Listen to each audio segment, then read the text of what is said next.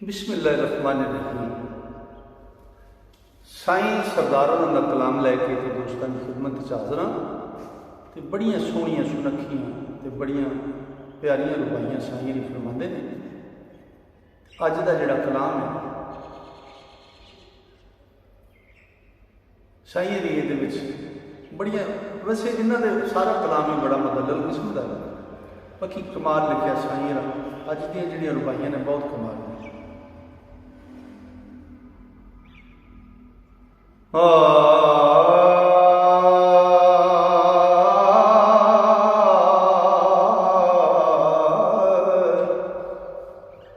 गल समझ खुदा दा वास्ताई ते गल गिले अंदर पैदा राज कर दी। गलियों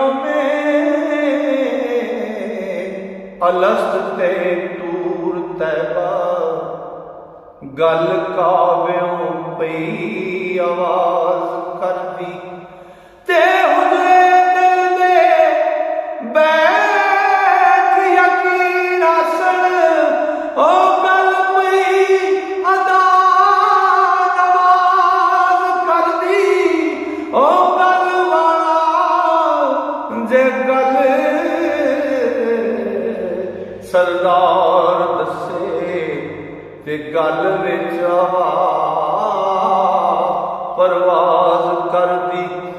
गल वाला जे गल सरदार दसे गल विच हवा परवाज कर दी। ते काम जिक्र अज़कार दा दे जांदे मोती लड़ी दे विच परुते जे चंगे।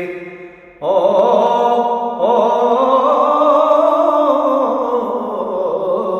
कम जिक्र अज़कार दा दे जांदे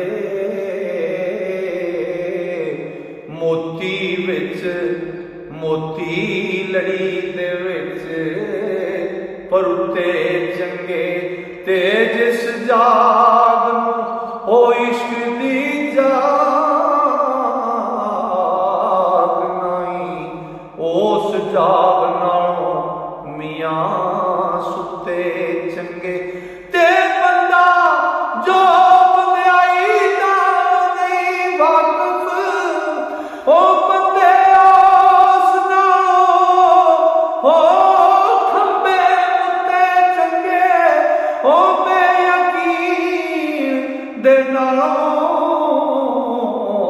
सरदार साइयां बैठे एक दरवाजे ते कुत्ते चंगे।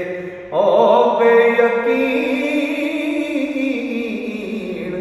दे नालों सरदार साइयां बैठे एक दरवाजे ते कुत्ते चंगे। ते दसां गल दा की मकाम तैनू गल पकड़ तकदीर बदला जांदी। होवे गल ते करे जहान गल्लां ते गल किसे दी किसे नू खा जांदी।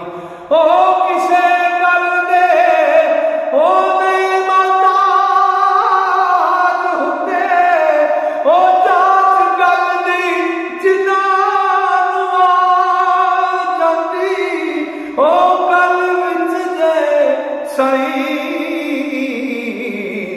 सरदार होवे बड़ी दूर दा सैर करा जांदी। ओ गल वल जे सही